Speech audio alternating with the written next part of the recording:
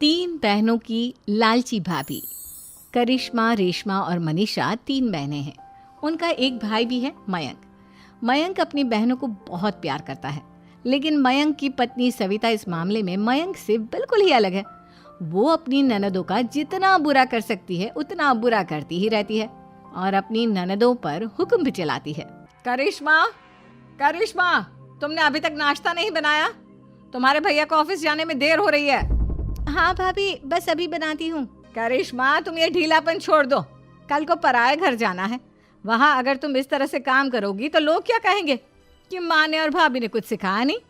और तुम्हारी दोनों बहनें कहाँ हैं? अब रेशमा मार्केट गई है और मनीषा सो रही है। क्या? सुबह के 8 बज रहे हैं और ये महारानी अभी भी सो रही है? ये कहते हुए सविता अपनी सास दुर्गा देवी के पास जाती है। माँ जी, देख रही हो अपनी बेटियों के तौर तरीके? क्या हुआ बहू, सुबह सुबह क्या कर दिया मेरी बेटियों ने? अरे एक तो अभी अभी उठकर किचन में गई है, दूसरी सुबह सुबह बाहर चली गई और तीसरी अभी तक सो रही है। क्या करूं मैं इन तीनों का? मैं तो परेशान हो गई हूँ। जा जाकर उठा उसे और रेशमा से मैं बात करती हूँ। सविता सीधा मनीषा के कमरे में जाती है और उससे कहती है, महारानी जल्दी उठो, सूरज सर पर आ गया है। भाभी थोड़ी देर और सोने दो ना, मैं रात को लेट सोई थी। वो क्या ना, यूनिट टेस्ट चल रहे हैं। शराफत से उठती है या नहीं, या फिर पानी की भरी बाल्टी डालूं तेरे ऊपर?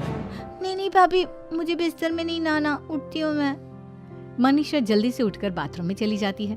सभी आराम से बैठकर नाश्ता कर रहे होते कि तभी रेशमा बाजार से हाथ में सामान लिए आ जाती है। रेशमा को देखते ही सविता उस पर बरस पड़ती है। लो, आ गई महारानी। ऐसा भी क्या सामान लाना था जो सुबह आंख मलते ही बाजार की तरफ रवाना हो गई? भाभी, कल आप ही तो चीख रही थी कि घर का सारा सामान मुझे ही लाना पड़ता है, घर में किसी को भी किसी काम से कोई लेना देना नहीं है। अब मैं बाजार जाकर सामान ले आई तो आपको इस बात से भी तकलीफ हो रही है? देख रही हो माँ जी, अपनी बेटी की जुबान कैंची से भी तेज चलती है। और मयंक, आप तो कुछ कहेंगे नहीं अपनी लाडली बहन को। रेशमा, अपनी भाभी से ऐसे बात नहीं करते। चलो माफी मांगो। भैया, मैं क्यों माफी मांगू? आप भाभी से बोलिए ना कि हम पर कम हुक्म चलाया करे। हम इस घर की बेटियां हैं और आपकी पत्नी की ननद है, नौकरानी नहीं। लो कर लो बात। इनकी भलाई के लिए कुछ भी बोलो तो इन्हें बुरा लग जाता है। इस घर में यही इज्जत है मेरी। देख लो माँ जी, आपकी बेटी किस लहजे में मुझसे बात कर रही है। सविता वहां से चली जाती है। मयंक को बहुत गुस्सा आता है, वो भी वहां से चला जाता है। फिर करिश्मा रेशमा को समझाती है, रेशमा, तुम्हें भाभी से माफी मांग लेनी चाहिए थी ना। लेकिन दीदी, मैंने कुछ किया ही नहीं तो मैं माफी क्यों मांगू? हाँ करिश्मा दीदी, रेशमा दीदी जैसे ही घर में आई भाभी ही उन पर चिल्ला रही थी। हाँ, मैं मानती हूँ कि गलती भाभी की थी। मैं तो इसलिए बोल रही हूँ कि भाभी ने माँ को तो पूरी तरह अपने वश में कर लिया है। वो हमारी बात सुनती ही नहीं। मयंक भैया हमारे लिए हमेशा खड़े रहते हैं, इसलिए उनकी बात का मान तो तुम्हें रखना चाहिए था ना। कोई फायदा नहीं दीदी, कुछ दिनों की बात और है, भाभी उन्हें भी हमारे खिलाफ भड़का देंगी। फिर वो भी माँ की तरह हमारी किसी बात का विश्वास नहीं करेंगे। इसी तरह सविता अपनी तीनों ननदों को किसी न किसी बात पर परेशान करती रहती थी। एक दिन मयंक अपनी तीनों बहनों के लिए गिफ्ट लाया। क्या रेशमा, ये तुम्हारे लिए हार का सेट। रेशमा, तुम्हारे लिए सुंदर सी ड्रेस। और मनीषा, तुम्हें किताबें पसंद है ना, तुम्हारे लिए किताबें लाया हूँ। थैंक यू भैया। थैंक यू भैया। थैंक यू भैया। करिश्मा, तुम्हारा नेकलेस कितना सुंदर है। ये भैया कहाँ से ले आए होंगे? मैंने भैया को 3 दिन पहले फोन पर ये डिजाइन दिखाया था और आज भैया ये ले आए। सविता तो अपनी ननदों के गिफ्ट्स देखकर जल गई और करिश्मा का नेकलेस तो उसे भी बहुत पसंद आया था। अपनी बहनों के लिए कितना अच्छा नेकलेस लेकर आए हैं, मुझे कभी कोई गिफ्ट नहीं दिया। मैं आज ही ये हार चुरा लूंगी। रात में सविता करिश्मा का हार चुरा लेती है और इसी तरह उसे अपनी ननदों की जो भी चीज़ अच्छी लगती वो उसे मांगती नहीं, बल्कि रात के अंधेरे में चुरा लेती। इसी तरह दिन बीतते गए और सविता ने मयंक के दिल में भी उसकी बहनों के लिए नफरत पैदा कर दी। एक दिन मयंक ने करिश्मा और रेशमा के लिए रिश्ता देखा और ये बात उसने घर में सबको बताई। माँ, करिश्मा और रेशमा के लिए बहुत अच्छा रिश्ता आया है। वो लोग कल इन्हें देखने आ रहे हैं। आप और सविता मिलकर सारी तैयारी कर लेना।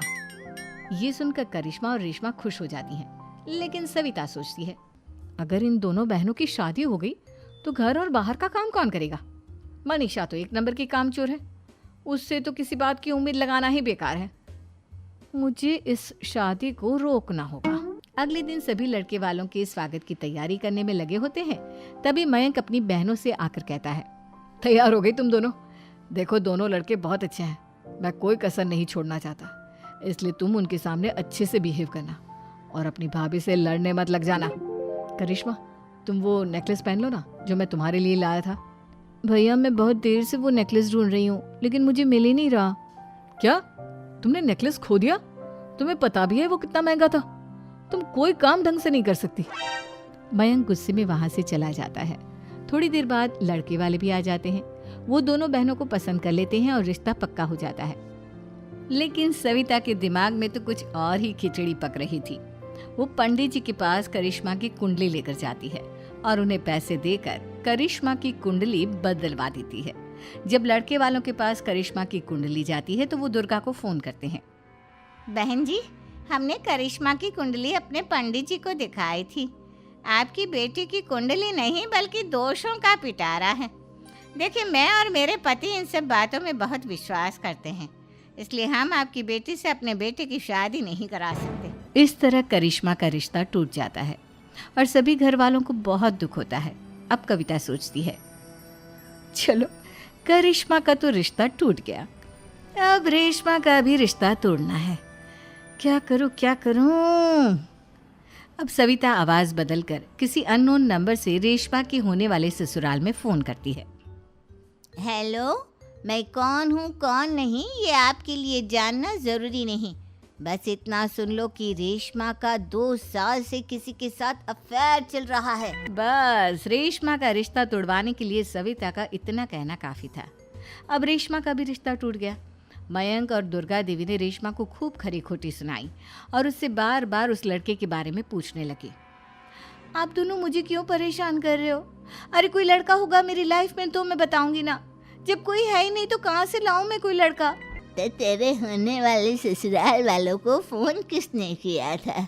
माँ मैं नहीं जानती किसने फोन किया था, मैं सच कह रही हूँ। मैं तो पहले ही कह रही थी इसकी लगाम खींच कर रखो, लेकिन मेरी सुनता ही कौन है। आप चुप रहिए भाभी, ये सब आपका ही किया धरा है।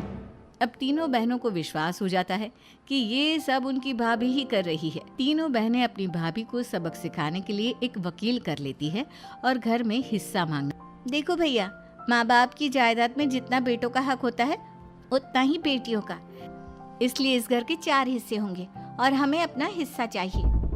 मैंने तुम्हारे लिए क्या क्या नहीं किया और तुम इस घर में हिस्सा मांग रही हो? भैया, आप और माँ हम बहनों की कोई बात नहीं सुनते हो और भाभी हमारी शादी नहीं होने देगी क्योंकि उन्हें लगता है कि आप हमारी शादी में ज्यादा पैसा लगाओगे और उन्हें हम जैसी फ्री की नौकरानी कहाँ मिलेगी। तो हम भाभी के साथ तो रह नहीं सकते, हम बहनों को अपना हिस्सा चाहिए। अरे तुम्हें शर्म आनी चाहिए अपनी भाभी पर ऐसा इल्जाम लगाते हुए। वो तुम्हारे बारे में कितना सोचती है। हाँ माँ, भाभी हमारे बारे में बहुत सोचती है। दिन रात बस यही सोचती रहती है कि किस तरह से अपनी तीनों ननदों को परेशान करूं और कभी मुझे पढ़ने भी नहीं देती। दोनों बहनों का रिश्ता भी तो इन्होंने ही तोड़वाया है और रात में हमारे कमरे में आकर हमारी चीजें भी चुराती हैं। इसी तरह सविता की तीनों ननदें अपनी बात पर अड़ी रही। अब कोर्ट में तारीख भी शुरू हो गई। जब सविता को लगा कि उसकी तीनों ननद इतनी आसानी से नहीं मानने वाली, तो उसने अपने पति और सास को सारी सच्चाई बता दी और अपनी तीनों ननद से माफी मांगी। मयंक और दुर्गा को भी अपनी गलती का एहसास हो गया। अब सविता खुद करिश्मा और रेशमा के लिए अच्छा रिश्ता ढूंढती है और उनकी शादी करवाती है।